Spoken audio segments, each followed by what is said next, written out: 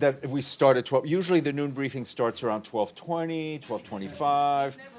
That's the reason why it's Monday. Yes, exactly. Ah, thank you. Yeah, you'll be invited back. Yeah.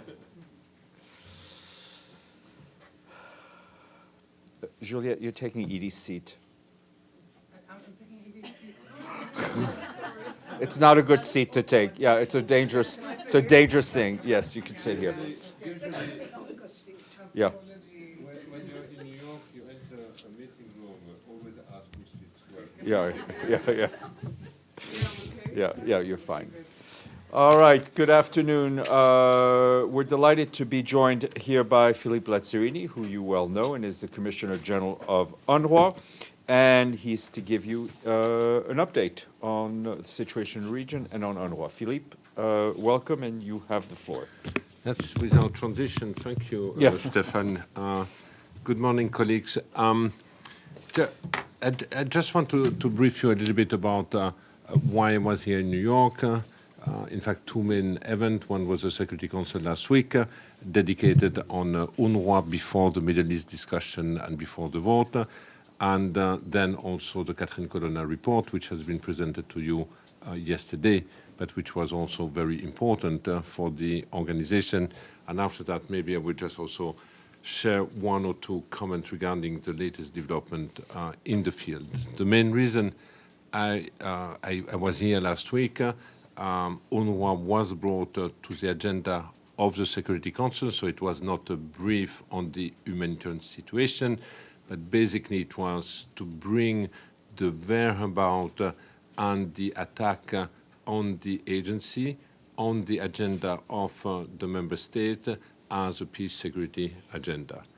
Basically, I was telling the member states, the member of the Security Council, that the attack on UNRWA are not necessarily motivated because of neutrality issues, but are primarily motivated by the objective to strip the Palestinians from the refugee status.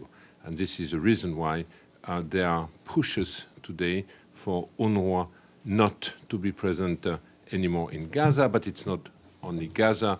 We are also under a number of pressure when it comes to Jerusalem and the West Bank. I also called on the member of the Security Council for an independent investigation and accountability for the blatant disregard of UN premises, UN staff, and UN operation also in the Gaza Strip, reminding that as of today, it's 180 UNRWA staff have been killed. Last week it was 178.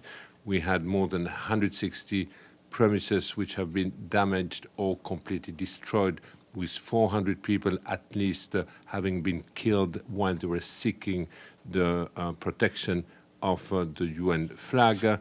We have also reports that our premises which have been vacated have been used for military purposes, either by the Israeli army, but also the Hamas or other political faction armed group on the ground. And we had also staff which have been arrested and also been mistreated, if not tortured. You have seen the report which came out yesterday. So hence the importance to have an investigation and to have accountability in order not to set a new low standard in future conflict situation.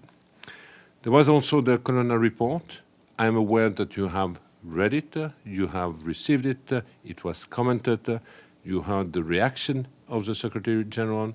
We have and also the agency.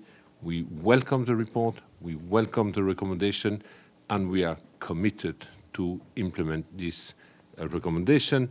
You have seen in the report also that the agency in reality has already a number of systems to deal with neutrality issues far ahead than the average of other UN agencies or even INGOs.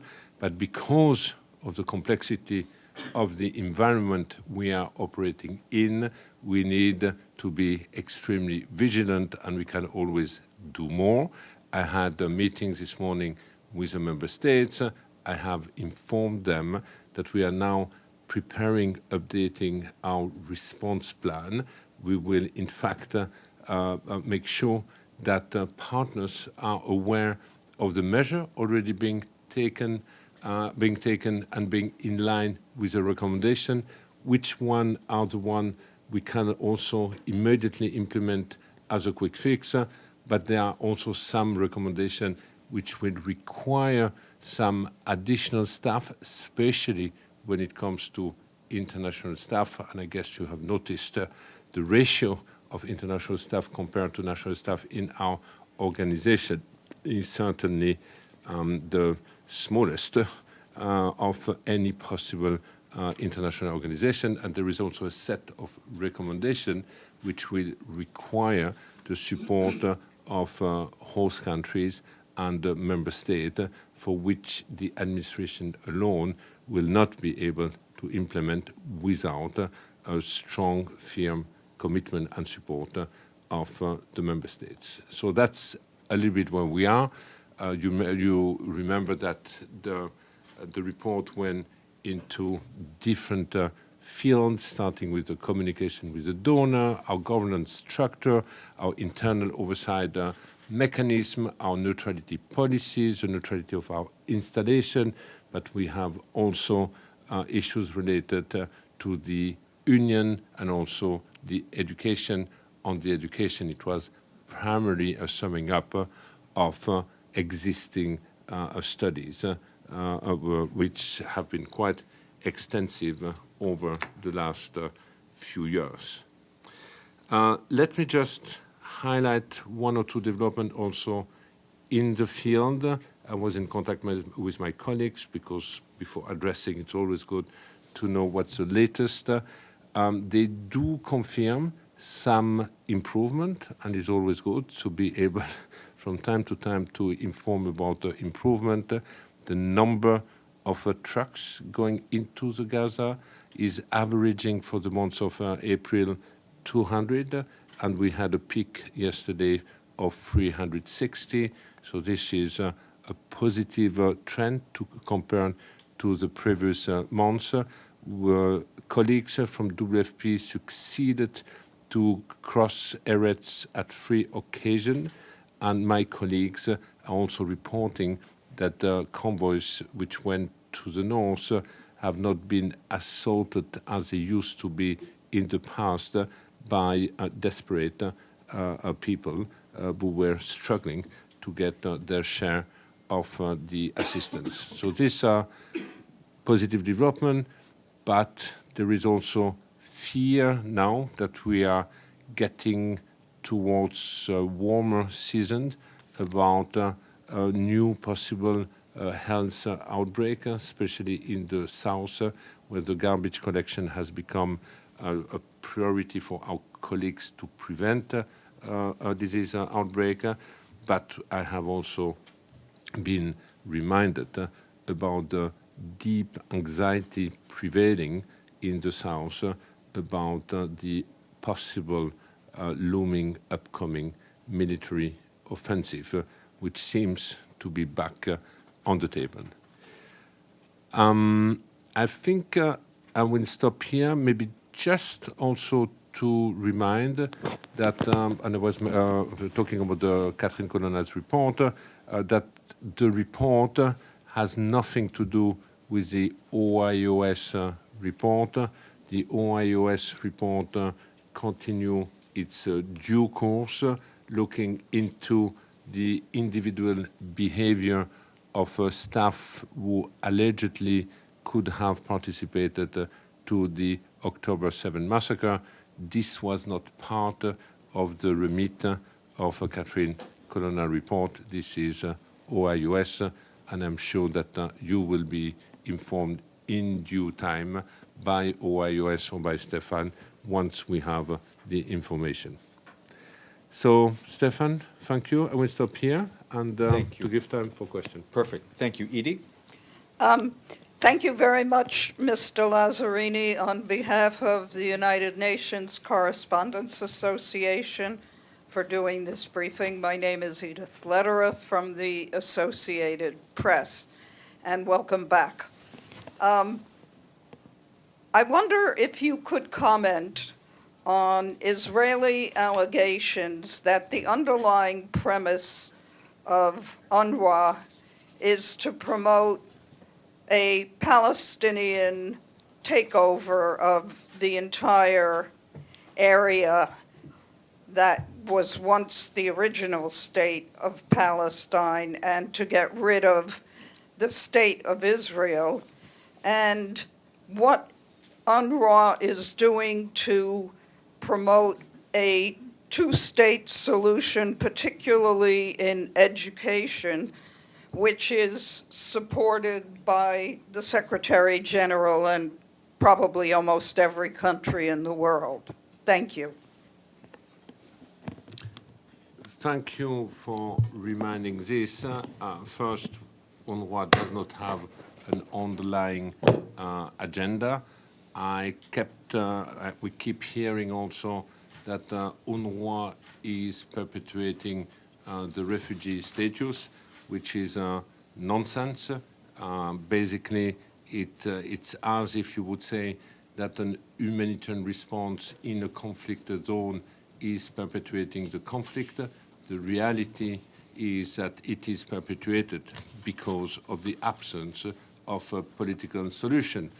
Now, I reminded also this week that unfortunately, UNRWA was geared to be a temporary organization, hoping to end its activities the day there is a lasting and fair political solution, and we are 75 years later, and this is a lasting temporary, but it's certainly not UNRWA perpetuating the status.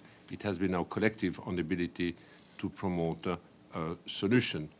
Now, I also believe that if we are genuine with a two-state solution and we revitalize the road leading to the implementation of such a solution, UNRWA's temporary nature can be reinstated, and hence UNRWA can also prepare and pave the way for a future state to provide the services the agency is providing. Thank you. Gabriel? Hello, Mr. Lazzarini. Yes, on education, UNRWA's, there have always been a controversy about the map and about the map preceding 48 and after 48. We are very clear in our schools that we have the map pre-48, and we have also the map today of a two-state, meaning by this we have occupied Palestinian territories, we have the state of Israel, and indeed in our classes we keep also teaching UN position regarding the conflict. So what is the UN position regarding the occupation? What is the UN position regarding the two-state solution? What is the UN position regarding the border? What the UN position regarding a number of these issues? So that's definitely in line with the spirit of what is expected in the UN. Gabriel? Hello, Mr. Lazzarini. Gabriel Elizondo from Al Jazeera English. Thank you for your briefing. The report that came out from Ms. Colonna yesterday clearly had a lot of recommendations, but it also said in it, as you well know, that UNRWA already had policies in place that were stronger in many cases when it came to neutrality than other UN organizations or NGOs. My question is, can you give us an update on funding from UNRWA from countries that have suspended funding, and are you hoping that this report will now convince countries that have suspended funding to now resume it once again, and what has been the effect of the money that has been lost so far? Yes, it is true that in January, within 48 hours, we had 16 to 18 countries who indicated the temporary freeze or suspension. Since a number of countries have come back, and many have also come back after the release of the intermediary report, which was made accessible a month ago. I hope that with this report and the measure we will be putting in place, that the last group of donors will get the necessary confidence to come back as a donor and partner of the agency. The only donor which will not come as a donor for the time being, but for which we have a political support, is the US, since you know that there is a prohibition for funding the agency until March 25, and my task now is to try to bridge the gap left behind. Today, I can say that we have funding covering until end of June, which will bring us in July. So you can see today I'm slightly more, I wouldn't say relaxed, but more confident than I was 2 months ago when I had funding just for the next 2-3 weeks. Maggie, Michelle, and then Dr. Hamid. Hello, Mr. Lazzarini. It's Margaret Bashir with Voice of America. Well, the report said that you had robust neutrality. I'm just wondering now, in light of what's happened in the past, excuse me, in the past 6 months, how realistic is it for your staff to maintain that neutrality after what they've lived through and what they've seen on the ground? I think it's a good question, but that shows also the impact of the robust mechanism we had until now, because with all what has gone, with all what the staff has gone through, we don't really hear the staff expressing their opinion through social media, and our staff continue to be fully dedicated to the work they have to carry on. I do also believe that both the staff and the communities are deeply anxious about the possibility that UNRWA could be weakened or dismantled. I think there have been an opinion poll, by the way, this week in Ramallah, both in Gaza and in the West Bank, indicating that between 80 to 90%, depending on where the people were, feel that dismantling UNRWA would also mean the end of a two-state solution. So basically, our staff is also very much aware about what is at stake. UNRWA has been such a lifeline, not only for the communities, but also for their own families, bearing in mind that the majority of our staff comes also from the community that we are serving.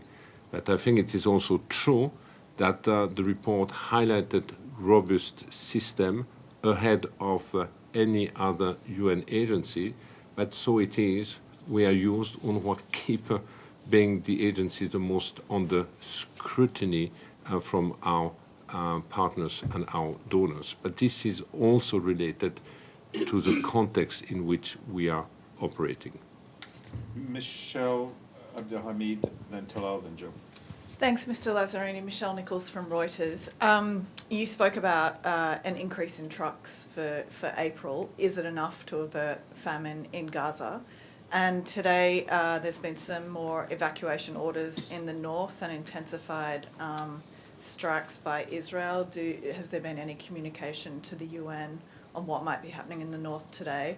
And just regarding the gap left by the US, which countries do you think might be able to step up and fill that gap? Yeah, I cannot comment on the question number 2 because I don't have this information, so I have to ask my colleagues in the field. I believe, if the number of trucks we have seen yesterday, the 380, if that starts to become uninterrupted and being sustained, first it will show that if there is political will, we can do it. Why did we wait so long? And with such a flow of trucks, we will certainly be able to mitigate and possibly even to reverse the looming famine. But this we have always stressed that we were in a man-made situation, and it can only be addressed by political will and decision. And the last few days shows that this is possible. So yes, I don't know exactly how many trucks is required, but the increase compared to even a month ago start to become more significant, and the more we sustain this, the more we will have a positive impact. Thank you. And just on the funding, you might fill the gap. Yeah, that's my first. It's really hand to mouth for the time being, on a monthly basis. I hope, and this is my objective, to muddle through month after month after month until the end of the year. But having said that, if it is a lasting suspension, it will have a sustainable impact on the agency. If it is a temporary suspension, I do believe we can find temporary solution with some donors stepping in. I just want to flag one thing. Since the beginning of the year, we had succeeded to raise $50 million just on digital fundraising, $100 million since October 7. We have almost no capacity within the organization, and this is an extraordinary indication of grassroots solidarity vis-à-vis the organization. It's not enough to compensate, but this is already an indication that we are finding alternative ways. So just to clarify that, 100 million since October 7, just from Grassroots. people Yes. watching. People like civilian. you, Okay. like any of us here, absolutely. And I don't mean to be disrespectful, but apparently the correct number of trucks is 316 yesterday. You are not disrespectful at all. It's above 300, sorry. I've never been good at counting trucks, but... Well, Juliet is. Thank you. Abdelhamid, please. Thank you. Abdelhamid Sayam from the Arabic daily Al-Quds Al-Arabi. Thank you, Mr. Lazzarini. I have a few questions. First, how do you define anti-Semitism when Palestinians say the Palestinians have legitimate rights? They accuse them of being anti-Semite. Have you ever seen one map by Israel that mentions Palestine? Have you ever seen one map by Israel that says West Bank even? Why they are allowed to do that? But when Palestinians say Akka or Haifa, then they are anti-Semite and they want to destroy Israel. That's one question. The second, allegations against UNRWA is nothing new. And you know probably there is a list of allegations from time memorial. The last one is against Pierre Graham-Bull, your predecessor. He was investigated for 2 years, and nothing was found against him. And I asked Stéphane Dujarric, do you owe him an apology or not? And I'm sure one day, many of these countries will owe you an apology for all the allegations against UNRWA. Don't you agree with me? Thank you.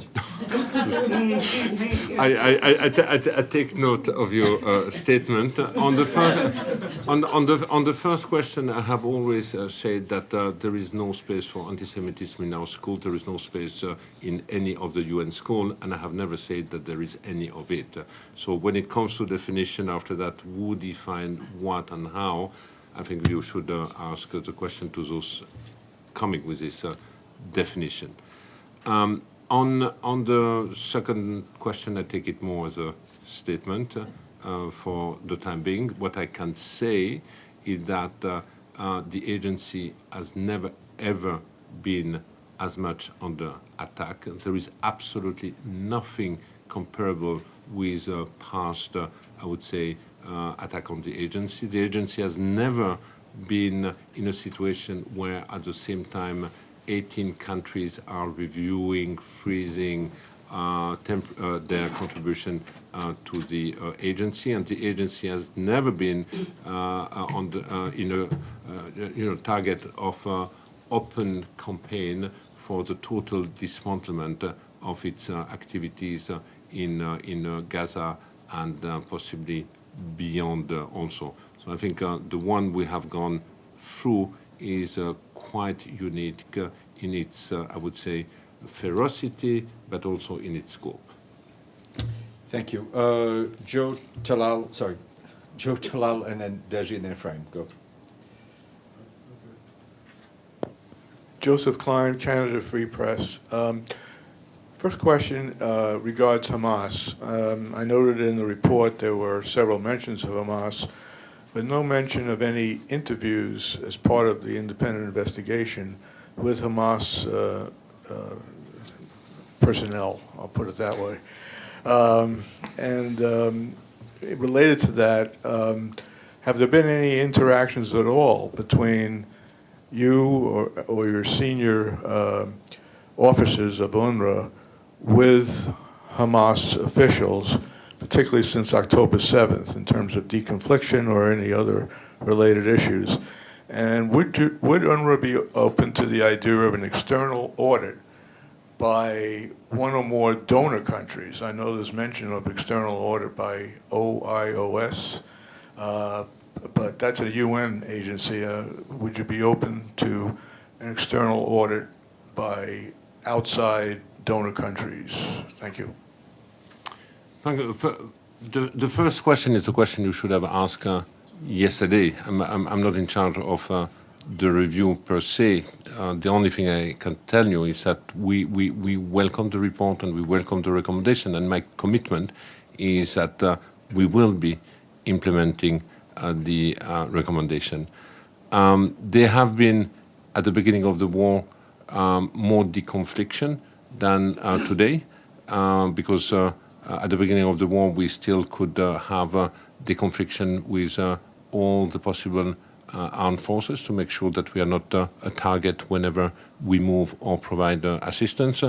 I guess today it's a little bit more complicated to have a counterpart from each parties to do constant deconfliction. And the last question was? The last question was concerning whether UNRWA would be open to an external audit by one or more donor countries in addition to whatever OIOS or internal audits are performed. You know, UNRWA has been audited more than once. I have even the feeling sometimes that you name it and we will find it. We are constantly audited by our donors. I believe we are one of the most scrutinized organization. Most of the time when I travel in our donor-based country, I meet parliament member and realize that up to 10 questions being asked to a government about their overseas budget, the bulk of the questions are related to UNRWA, and the remaining one, it's across the rest of the world and the rest of the UN or international NGOs. So we have been, and we will continue to be open to external audit. Here you mentioned about OIOS. This is something different. This is an investigation which requires, by the way, the cooperation of the member states. And I know that OIOS is in contact with the relevant member states. Well, just not to belabor the point, but the report itself mentioned and used the term external audit by OIOS as one recommendation. That's why I was inquiring about. But I cannot talk on behalf of OIOS. As far as UNRWA is concerned, I'm happy to have external audit organized by a member state. We have it on a regular basis. I have to see when the last one was terminated, and I'm more than happy to provide this information. Thank you. Talal, Deji, Ephraim, then Dennis. Thank you, Mr. Lazzarini. Talal Haj from Al Arabi and Al Hadath Networks.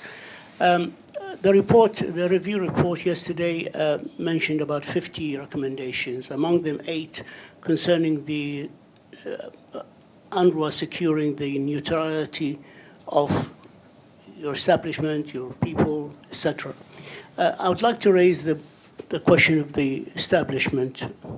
You have more than 1,000 in the 5 areas you are active in. You have no police force, you have no military, you have no intelligence services. how are you going to secure that the neutrality for these establishments in different areas is secured without the need for more money, employing more people? And that brings me also to another point, which is how sure are you can implement the recommendation without the cooperation of the international community, the host countries, the PA, and most important, Israel, which is calling for you the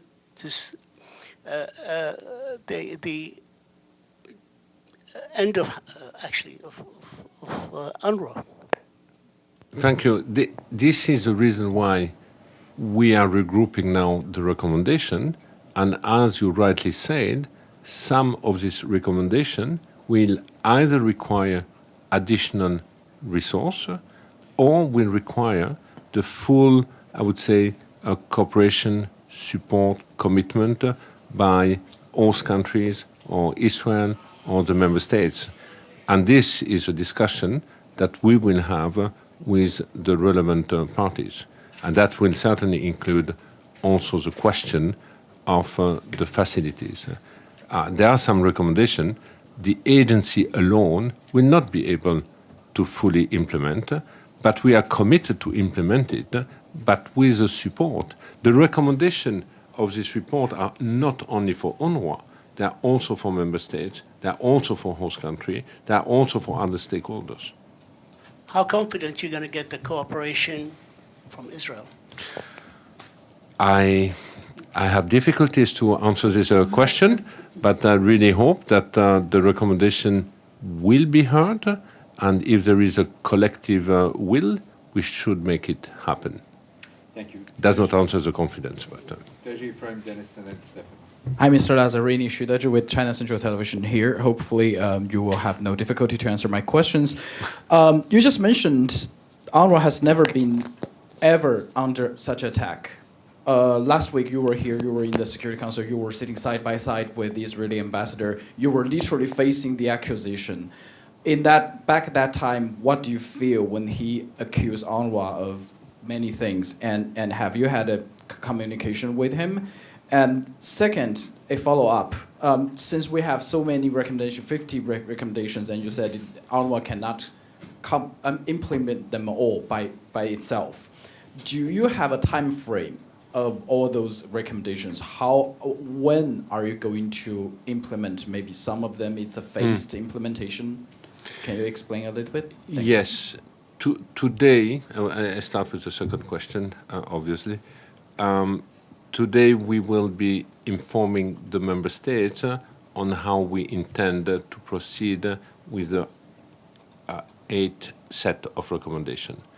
And we will, in the coming weeks, in a staged way, iterated way, be more and more precise about the response plan, about the resource being needed. But we want to kick off the process as from now on. So you will be kept regularly informed. One comment about last week. I keep reminding that the real intent behind the attack of UNRWA is of a political nature, because it has as an objective to strip the Palestinians from the refugee status, to start with in Gaza and East Jerusalem and the West Bank.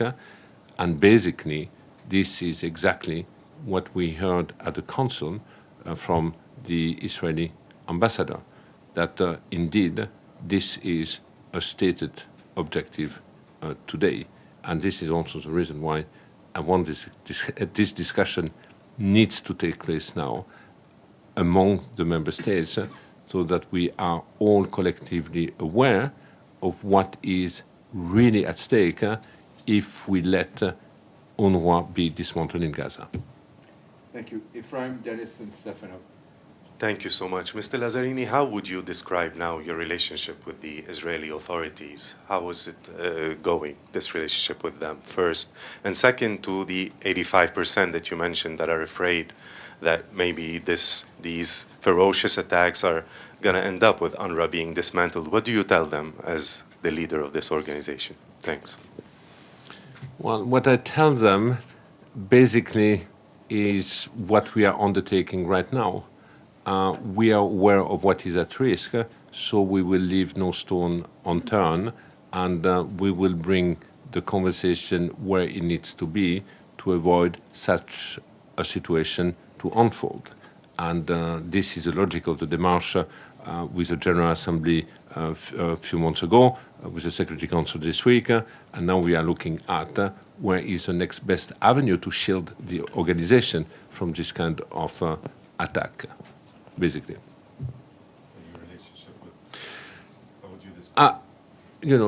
Here I would describe the relation of UNRWA. UNRWA has a day-to-day relation with the Israeli.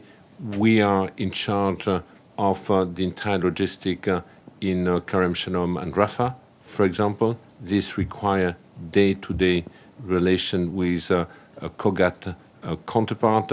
Our office in Jerusalem is also on a day-to-day interaction with the Israeli authority. Now, the only function which has no official relation with the Ministry of Foreign Affairs is the ComGen. And here I would make the difference between my own relation or the relation between my function and the Israeli authorities. Dennis and Stefano. Denis Akishev, TASS News Agency. Do you have any plans to make trips to countries outside Middle East region, maybe to convince donors or talk about other problems? Do you have any plans to make trips outside Middle East region? Oh yes, constantly. I'm constantly touring Europe. I just come back from Tokyo. I will also meet very soon the BRIC countries. So basically, yes, it's not just the Middle East, but it's also reaching out of other donors and other regions. Concerning BRICS countries, do you plan to visit Russia? I plan to go to Russia to visit the BRIC member. There is a meeting of the BRICS, and I'm invited to talk to the BRIC country. Thank you. Thank you. Stefano now. Stefano, if I could just ask you to keep the question on the... Stefano Vaccara, la voce di New York Ital Press. I have two questions. One, Italy withdrew the help. Do you have any message for the Italian government to convince them to support again UNRWA? And then in this city and around the country in the United States, students are protesting, occupying university. They've been accused of some of them have been accused of being anti-Semitic. What do you think about those protests, and do you have any advices for those students? On the first question, I really hope that Italy, now that we have the report of Catherine Colonna and the Institute, will follow suit with other European countries and basically resume its funding to the organization. It is important not only for our bilateral, I would say, relation that Italy shows political and financial support to the agency, but also Italy is an important country within the European Union, and I think having Italy back also will also help and smoothen some of the discussion we might have in Brussels. So it's very important, and my message is I'm ready to go to Rome anytime, hoping that the country will come back. Now, on the students, I just want to, I have shared one message to the Security Council, where basically I have said that a peace process per se is not enough. What we need is healing. Now, I have been struck until now that empathy in this part of the world is most of the time unilateral. It's empathy only for the Palestinian and no understanding where the Israelis are coming from and the trauma October 7 has created in the country, or the empathy is completely for the Israeli with absolutely no empathy for the Palestinian.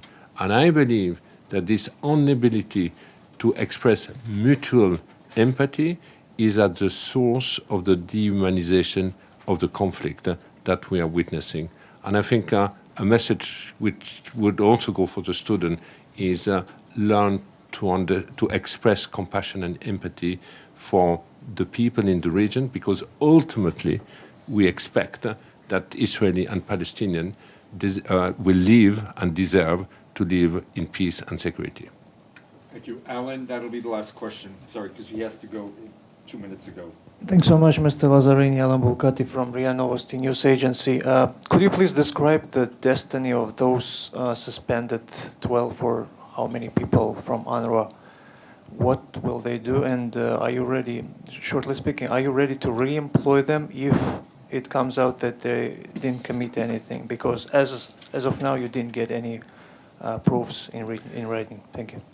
We will be guided by the advice of OIUS, and if we are requested or if staff are cleared, we will certainly rescind our decision. So the short answer is yes. Thank you. Otherwise, for the rest, I don't know where they are today. Thank you, Philippe. Merci beaucoup. Thank you.